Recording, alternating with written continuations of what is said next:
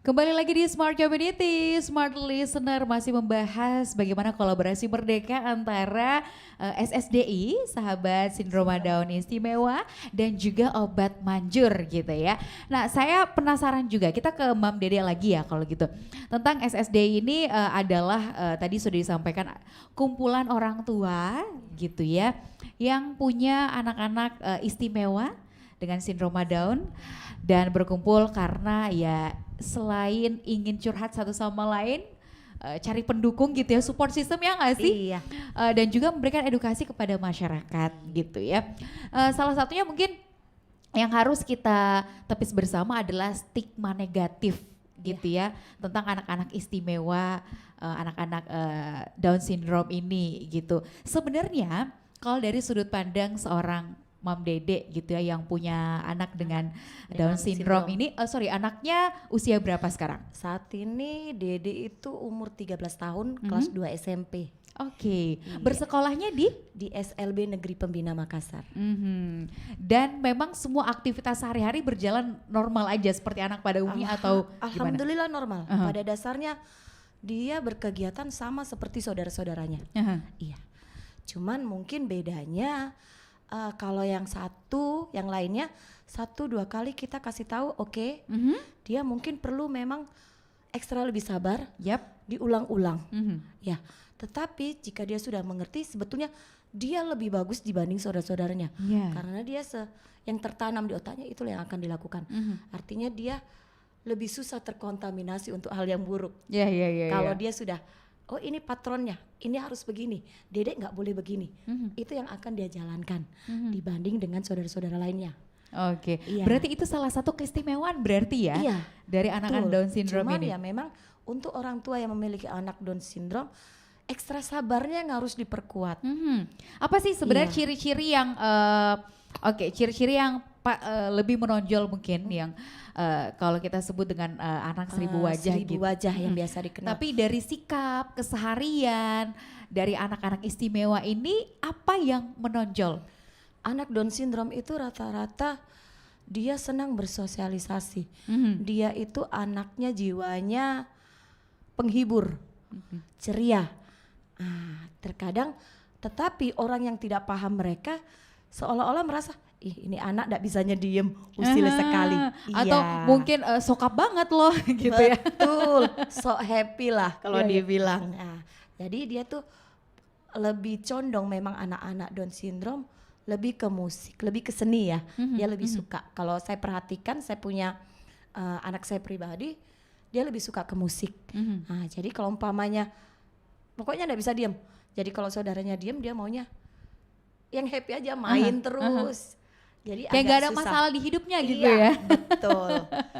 Cuman Oke. ini yang lainnya yang lebih susah. Mungkin mau belajar, dianya datang dengan bawa speakernya. Aha, aha. Ini yang Oke, sebetulnya pengganggu. itu yang menonjol dalam keseharian Iya, gitu ya untuk tapi kalau anak-anak. untuk sehari-harinya sebetulnya relatif sama ya Mhm, dengan saudara-saudaranya. Karena alhamdulillah kan dia sudah bisa mandiri sendiri dari bangun tidur hingga ini sendiri. Sebetulnya dia sudah mampu melakukannya sendiri. Oke, baik. Kalau Naila sendiri, Naila kan tadi mengatakan suka gambar ya, suka nyanyi, bisa puisi juga, jago puisi juga. Puisinya boleh dong kita lihat puisi dari Naila. Boleh didengarkan sayang? Boleh. Oke, judul puisinya apa? Anak yang lahir dan menikah. Anak Merdeka.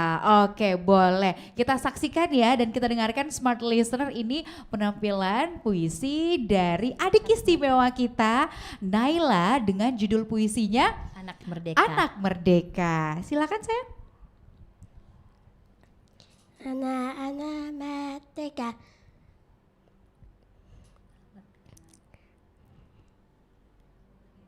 Mau berdiri sayang? Oh silakan, boleh. Silakan berdiri biar lebih percaya diri dan total gitu ya Mams ya. Silakan. Anak-anak merdeka.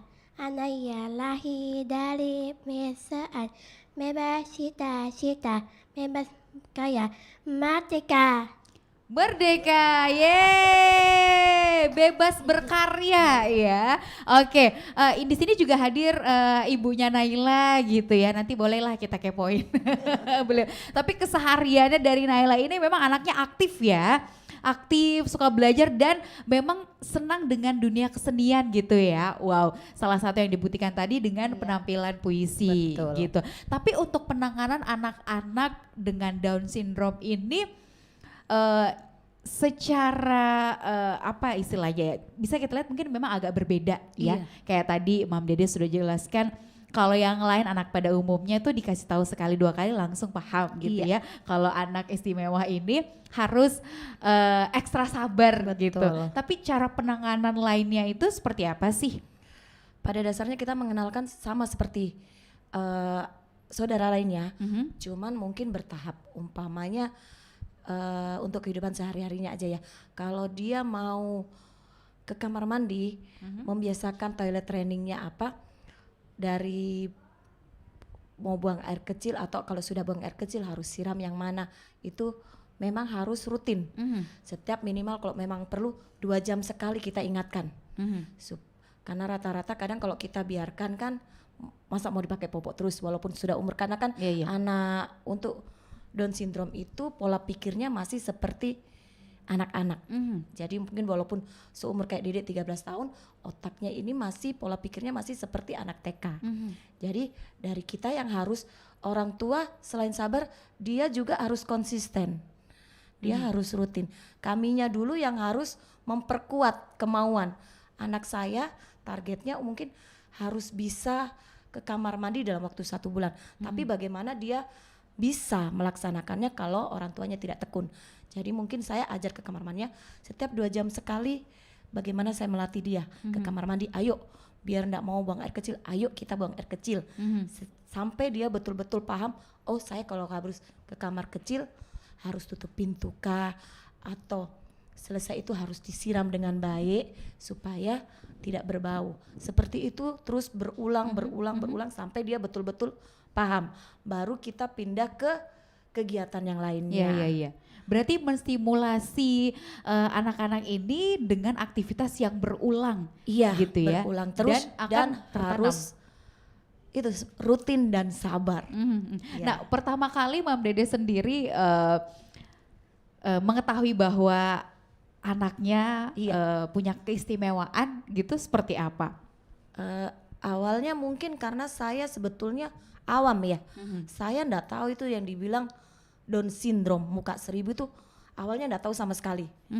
Saat saya tahu Dede itu sekitar umur 5 bulan atau 6 bulan.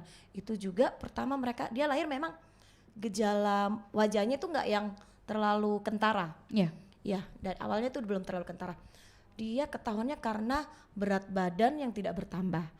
Nah, pada saat saya imunisasi berapa bulan, oh tidak ada berat. Nah, dia ibu bidan rekomendasikan tolong coba ke dokter ahli gizi. Saat saya bawa ke sana, dokternya mulai berkata kemungkinan, bahasanya ya, mungkin dia nggak mau kaget ibu orang tua. Jadi kalau saya menurut pengamatan saya, anak ibu ada gejala seperti ini. Dan biasanya efeknya itu ya mungkin dia dalam perkembangannya akan mengalami keterlambatan pertumbuhannya. Cuman dokternya waktu itu bilang, tapi enggak usah khawatir, semuanya itu bisa diatasi.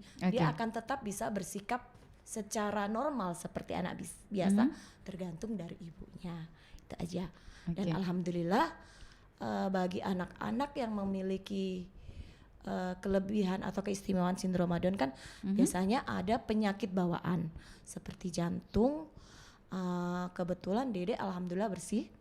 Satu saja dia tidak menyerap nutrisi. Jadi badannya ya akan seperti anak-anak biasa. Karena kan anak sindrom Down itu biasanya kelebihan di berat badan. Dia rawan untuk naik badannya. Dia sekarang kalau dilihat seperti anak cowok biasa. Cuman dari wajahnya saja baru kentara. Baik. Jadi selain dari segi mental gitu ya, juga ada kelainan-kelainan secara medis yang menyertai gitu biasa ya. ada penyakit bawaannya, penyakit pendampingnya. Dan ini butuh fokus khusus Betul. gitu ya. Ada terapi berarti yang selalu Iya. dijalani selama Dulu ini. awal-awal terapi untuk gisinya dia waktu masih kecil sekali. Terus saya ikutkan juga terapi jalan Mhm. sama sempat terapi bicara waktu di sekolah, cuman sudah ndak ini karena ini kan sudah ada beberapa. Iya. Ya terapi jalan tuh alhamdulillah dia kalau ndak salah 18 bulan dia baru jalan. Mhm. Ya setidaknya agak alhamdulillah lumayan lah buat Iya, iya. saya. Dia sudah bisa gerak, itu sudah balik badannya itu saya sudah lompat-lompat dulu. Karena dibanding yang dulu sempat terlupakan karena saking tidak menangisnya dan Iya. satu-satunya saya punya anak yang tidak pernah jatuh dari tempat tidur hanya Dede. Karena saking antengnya. Iya, iya, benar, Betul. benar. Karena anak-anak kan kalau usia 5 Usia bulan, 5 bulan 6 bulan kan anak sudah bolak-balik. benar benar Saking benar. antengnya dia. Iya, pernah ulang tahun kakaknya 3 jam atau 4 jam itu dilupa di kamar ketutupan balon. Karena saking antengnya nggak ada suara, nggak ada Oke, jadi ketika anaknya berisik jadi happy, ternyata Betul, jadi anaknya waktu bisa dia- berteriak juga, bisa Betul. guling-guling juga.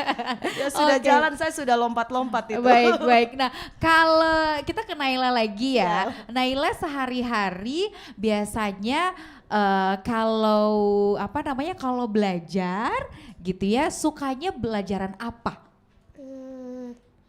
Yang bahasa Inggris. Bahasa Inggris? Suka banget bahasa Inggris ya? Suka. Suka ya. Biasanya yang ngajarin bahasa Inggris siapa sih? Naila. Belajar Umi. sendiri? Umi. Oh, Umi ya, diajarkan sama Umi ya. Kalau di sekolah apa namanya atau teman-teman yang paling Naila akrabin siapa? Sahabatnya namanya siapa? Tahu nggak? Ustazah Amanda. Ustazah. Tasa Amanda. Oh, Mazda. Mazda, Ustazah Mazda gitu. Terus siapa lagi? Oh, terapisnya ya. Oke, nah untuk kita ngomongin soal terapi juga nih untuk anak-anak ada terapi khusus gitu ya. Pada dasarnya terapi apa saja sih yang mesti dilakukan untuk anak-anak dengan Down syndrome ini?